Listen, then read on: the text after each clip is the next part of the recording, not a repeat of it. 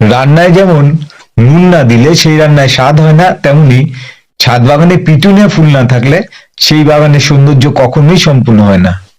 শীতের শুরু থেকে মার্চের গরম পর্যন্ত পিটুনিয়া ফুল আমাদের ছাদ বাগানকে অপরূপ সৌন্দর্যে ভরিয়ে রাখে। পিটুনিয়া গাছের প্রধান সমস্যা হলো গাছের রুট রট হওয়া। বেশিরভাগ গাছ মারা যায় ঠিক এই কারণেই। প্রথমে আপনাদেরকে খুব ভালোভাবে মাটি প্রস্তুত করতে হবে। যত ভালো মাটি প্রস্তুত করতে পারবেন, গাছে ফুল আসবে তত বেশি। আজকের ভিডিওতে গাছ বসানো থেকে গাছে ফুল আসার আগে এবং গাছে ফুল আসার পরে কোন কোন ফার্টিলাইজার আপনারা ইউজ করবেন, গাছে রুট রট হলে আপনারা কিভাবে ট্রিটমেন্ট করবেন, গাছে কিভাবে প্রচুর ফুল আসবে, সম্পূর্ণ বিষয়টি নিয়ে আজকে আলোচনা করব। পিটুনিয়া গাছের জন্য এই ধরনের টব আপনারা ইউজ করবেন। আমি প্লাস্টিকের টব ইউজ করছি, আপনারা মাটির টব ইউজ করতে পারেন। 1 লিটার জলে ইউরিয়া নেবেন 1 গ্রাম, 1261 নেবেন 1 গ্রাম, যে কোনো মাইক্রোনিউট্রিয়েন্ট নেবেন 1 গ্রাম। 200 ml নিয়ে টবের মাটিতে দেবেন। মাটি শুকিয়ে গেলে দেবেন, ভেজে অবস্থায় দেবেন না। মাসে 2 বার 15 দিন গ্যাপে গাছের গ্রোথ হবে চোখে পড়ার মতো। গাছে প্রচুর ফুল আনতে ব্যবহার করুন ডিএপি। 3 গ্রাম 1 লিটার জলে 4 দিন ভিজিয়ে রাখুন। পিটুনিয়া গাছে ফুল আসার আগে 200 ml করে গাছের গোড়ায় 7 দিন পর পর দিয়ে যাবেন। গাছে অসংখ্য কুড়ি আসবে আর ফুলের সাইজও হবে অনেক বড়। আজকে আমরা পিটুনিয়া গাছের জন্য সেরা মাটি প্রস্তুত করব। মাটিতে জল জমবে না, গাছের গ্রোথ হবে চোখে পড়ার মতো, ফুল ফুটবে অসংখ্য।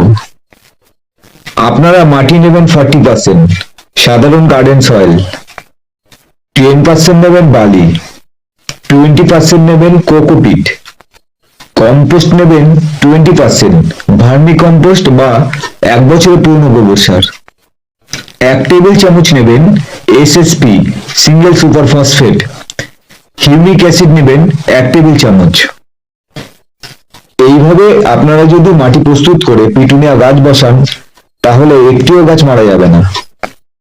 খুব তাড়াতাড়ি গাছে গ্রোথ চলে আসবে, ফুল ফুটবে অসংখ্য। গাছ বসানোর পরই সরাসরি রৌদ্রে রাখবেন না, সেমি শেডে রাখবেন। গাছ একটু বড় হলেই তখন ফুল সানলাইটে রাখবেন।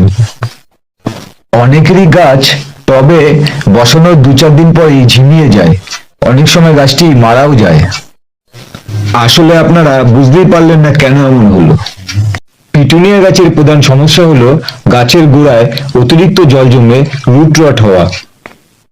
রুট রট হলো ছত্রাকজনিত রোগ, যা গাছের শিকড়কে প্রভাবিত করে, যার ফলে গাছের শিকড়ের ক্ষয় হওয়া শুরু হয় এবং গাছটি মারা যায়।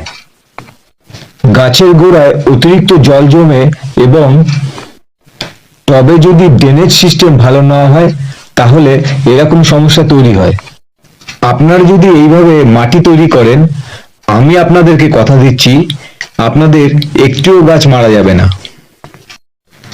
কিভাবে বুঝবেন গাছে রুট রট হচ্ছে? গাছের পাতা হলুদ হয়ে যাবে, গাছ ঝিমিয়ে পড়বে। যে কোনো ফাঙ্গিসাইড জলে গুলে টবের মাটিতে দিয়ে দেবেন। গাছ রাখবেন ফুল সানলাইটে। গাছে জল দেবেন টবের মাটি শুকিয়ে আসলে, কোনোভাবেই গাছের গোড়ায় জল জমতে দেবেন না।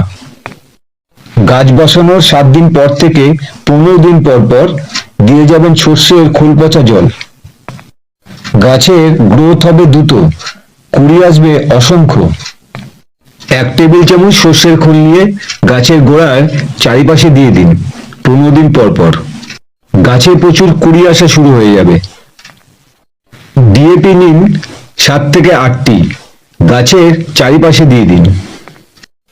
একটিও কুড়ি ঝরে পড়বে না, গাছ ভর্তি ফুলে ভরে যাবে। আপনারা সর্ষের খোল এবং ডিএপি একসাথে মিশিয়ে গাছে ব্যবহার করুন। পিটুনিয়া গাছের পাতা হলুদ হলে বা ঝিমিয়ে গেলে আপনারা কি করবেন? গাছের পাতা হলুদ হয়ে গেলে ব্যবহার করবেন এনপিকে 19-19-19। 1 লিটার জলে 2 গ্রাম স্প্রে করবেন না, টবের মাটিতে দিয়ে দেবেন 200 ml করে। মাসে 2 বার। গাছ ঝিমিয়ে গেলে আপনারা ফাঙ্গিসাইড স্প্রে করবেন। আপনারা যে কোনো ফাঙ্গিসাইড স্প্রে করতে পারেন। পিটুনিয়া গাছের পাতা অনেক সময় ছোট হয়ে কুঁকড়ে যায়। টবের মাটিতে অতিরিক্ত জল জমে থাকলে এই সমস্যা দেখা দেয়। তাই টবের মাটি শুকিয়ে আসলেই জল দেবেন। গাছ রাখবেন ফুল সানলাইটে। পিটুনিয়া গাছে বেশি ফুল পেতে আপনারা কি করবেন? পিটুনিয়া গাছে ফুল আসার পরে ফুলগুলি আপনারা কেটে ফেলবেন।